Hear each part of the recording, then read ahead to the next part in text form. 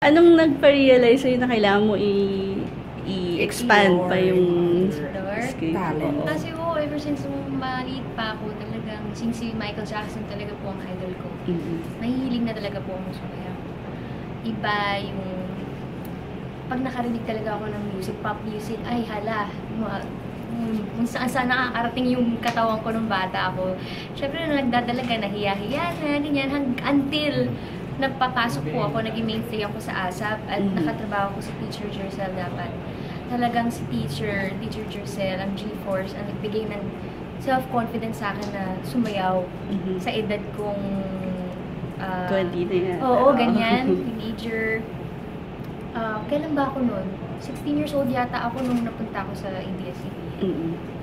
Na-imagine ba na noon na maging parang idol ka na rin ngayon as a dancer? Talaga ba?